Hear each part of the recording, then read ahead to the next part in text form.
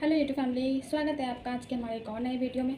तो आज की वीडियो है आरआरबी एनटीपीसी के फॉर्म के बारे में। तो आरआरबी एनटीपीसी का फॉर्म 12 लेवल का जो कि मैंने आज फिलअप कर लिया है। अभी मैं आधा घंटा पहले ही फिलअप की हूँ। अभी मैं कॉलेज गई थी, सुबह में 11 बजे कॉलेज गई थी। उसके बाद मैं 3 बजे वापस आई हूँ। उसके बाद मैं गई थी साइबर में, मैंने अपना फॉर्म फिलअप करवाया, फिर अभी मैं घर आई हूँ। तो आज मैं बात करने वाली हूँ कि एनटीपीसी का जो फॉर्म है उसमें क्या क्या डॉक्यूमेंट मैंडेटरी है, क्या क्या मांग रहा है और क्या क्या डिटेल्स चाहिए। तो चलिए वीडियो स्टार्ट करते हैं। और मैंने किस जॉन से ये फॉर्म भरा है ये भी मैं आप लोगों को सब शेयर करने वाली हूँ। तो चलिए वीडियो को मैं स्टार्ट करती हूँ। और हमारा जो मैंने फॉर्म फिलअप किया है उसका वो ये देखिए, ये फर्स्ट है, 2 पेज दिया इसका, और ये तो ये है।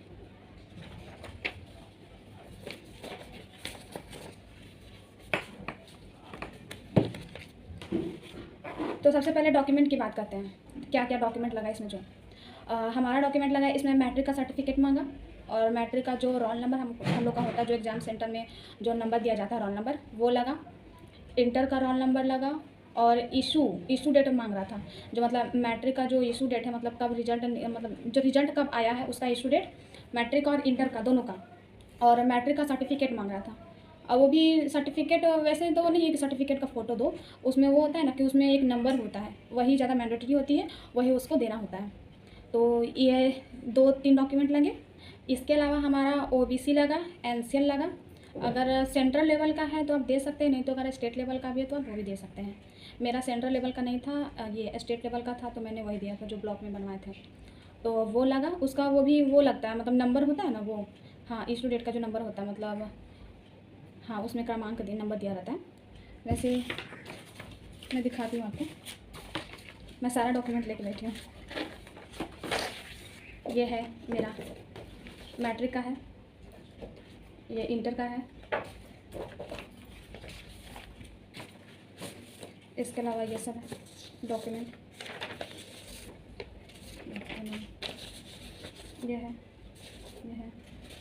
एनसीएल लगा और ओबीसी लगा बस। हाँ प्रमाण पत्र संख्या इसमें होता है, वही मांगता है, वही देना होता है, तो वही लिया था। और सबसे पहले तो मैं बता दूं कैसे फॉर्म फिलअप हुआ। पहले रजिस्ट्रेशन होता है, तो मैंने रजिस्ट्रेशन पहले ही कर रखा था, खुद से रजिस्ट्रेशन किया था मैंने। तो मैंने वहाँ पे साइबर गई तो उसको बोला, मतलब फिलअप करने के लिए बोले, तो वो बोला कि रजिस्ट्रेशन करवाना पड़ेगा, पहले करवाई हूँ या नहीं। तो हम बोले कि नहीं मेरा रजिस्ट्रेशन हो चुका है, आप फॉर्म फिलअप कर दीजिए। तो बोला ठीक है, आईडी पासवर्ड दिया उसको, वो लॉगिन किया। उसके बाद वो जोन पूछा कि जोन से आपको अप्लाई करना है, तो मैंने वो जोन बताया। उसके बाद आगे का प्रोसेस हुआ, पापा का नाम, मम्मी का नाम, ये तो पहले ही भी, हाँ जब रजिस्ट्रेशन होती है तब भी ये लग जाता है, ये सारा डॉक्यूमेंट्स। और उसके बाद भी देना पड़ता है मोबाइल नंबर, ये तो सबको पता होगा कि मोबाइल नंबर। और आधार नंबर हमारा जब रजिस्ट्रेशन करते हैं तो उसी टाइम लगता है। उसके बाद जब फॉर्म फिलअप होती है तो आधार नंबर नहीं मांगा था, क्योंकि पहले ही हमने सबमिट कर दिया था। इसके बाद ये सारा प्रोसेस हुआ। उसके बाद फ़ोटो लगा, सिग्नेचर लिया, और सारा डॉक्यूमेंट था जो उसको स्कैन किया। इसके बाद वो जो ओबीसी का है वो 250 रुपये लग रहा है ना, तो 250 भी उसने खुद ही अपने अकाउंट से काटा। उसके बाद मुझे देना पड़ा, और 100 रुपया उसने एक्स्ट्रा चार्ज लिया, मतलब फॉर्म फिलअप करने का। मैं तो डॉक्यूमेंट लेके गई थी, और मैट्रिक का जो सर्टिफिकेट होता है वो मैं लेके ही नहीं गई थी, मुझे नहीं पता था कि वो भी डॉक्यूमेंट लगते हैं सर्टिफिकेट।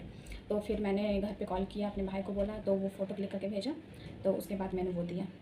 अगर ऐसे तो सर्टिफिकेट नहीं होता है तो वो बोला कि कोई इशू नहीं है, लेकिन अगर आप दे देते हैं तो ये आपके लिए ज़्यादा बेटर हो जाता है। तो मैंने सोचा कि चलो रिस्क क्यों लेते हैं, जब घर पे है ही तो दे देते हैं। तो मैंने घर पे कॉल किया, फिर मंगवा लिया।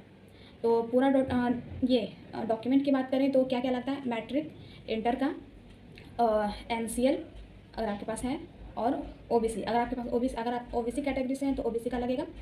और इसके अलावा मैट्रिक का सर्टिफिकेट लगेगा, एक फ़ोटो लगेगा, एक सिग्नेचर लगेगा, बस इतना ही डॉक्यूमेंट लगता है। और इतना आप कंपलसरी है कि लेके जाइएगा, नहीं तो फिर दोबारा आपको नहीं तो रिटर्न होना पड़ेगा, और नहीं तो फिर कॉल करके आपको मंगवाना पड़ेगा। तो इससे अच्छा याद कर लीजिएगा क्या क्या डॉक्यूमेंट लगता है, वो सारा कुछ लेके जाइएगा। और वैसे डेट अभी 1 वीक तक का है, तो ये मत सोचिए कि हाँ 1 वीक है तो बस लास्ट में भरेंगे, ऐसा नहीं होना चाहिए। आप चाहें तो पहले भर सकते हैं। मैं बहुत दिन से सोच रही थी भरने के लिए कि कल जाऊँगी भरने, कल जाऊँगी, वैसे करते करते करते करते मैंने बहुत ज़्यादा टाइम ले लिया। तो कोई नहीं, अगर 20 तारीख का डेट होता तब तो मुझे 2-4 दिन पहले भरना होता। अगर क्योंकि कल का डेट होगा और आज हम लोग भरने जाएंगे तो नेटवर्क इशू की वजह से नहीं भर पाता अच्छा से, मतलब हाँ लास्ट में होता है ना कि सर्वर का प्रॉब्लम हो जाता है तो फॉर्म फिलअप नहीं हो पाएगा। तो इसलिए 27 तारीख का डेट है, कोशिश कीजिए कि 23-24 तक भर ही लें, ज़्यादा टाइम ना गंवाएं। और उसके बाद बात करते हैं, चलो फॉर्म का टेंशन तो मेरा ख़त्म हो गया, क्योंकि मैं बहुत दिन से सोच रही थी भरने के लिए, जाऊँगी नहीं जा रही थी। और कल तो मैं गई थी, लेकिन वो साइबर वाले जो भैया थे वो मिले ही नहीं मुझे। वो 3 बजे साथ खाना खाने चले जाते हैं, तो खाना खाने चले गए थे। तो मैं कॉलेज से गई थी वहीं पे, तो नहीं थे तो मैं घर वापस आ गई थी। और फिर आज मैं गई तो आज मैं 2 बजे ही गई थी, तो भैया वहाँ पे थे, तो मेरा फॉर्म फिलअप हो गया। थोड़ा सा टाइम लगा लेकिन हो गया। और बहुत बड़ा टेंशन है फॉर्म का, सबसे बहुत ज़्यादा टेंशन होता है। तो उसके बाद चलो मेरा टेंशन है वो ख़त्म हो गया। उसके बाद बात करेंगे स्टडी के बारे में कि क्या क्या पढ़ना है, कैसे पढ़ना है। मैंने तो आप लोग को वो शेड्यूल्स बता ही दिया है, और क्या क्या सब्जेक्ट होता है वो भी मैंने बता दिया है। तो चलिए आज के वीडियो में रखते हैं इतना ही, मिलते हैं आप लोग से नेक्स्ट वीडियो में।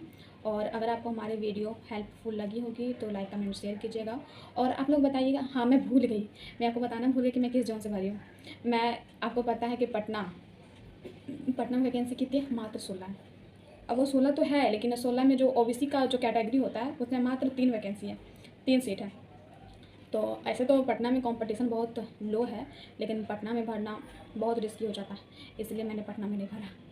और बात करें मुजफ्फरपुर की, तो मुजफ्फरपुर में अच्छी ही सीट थी। मुजफ्फरपुर में शायद 68 है, और जिसमें ओबीसी का 18 पोस्ट है उसमें, तो मैंने मुजफ्फरपुर भी नहीं भरा। मैंने भरा है, बताऊँ कंपटीशन तो बहुत है, क्या करें, कहीं ना कहीं तो भरना ही था फ्रेंड्स।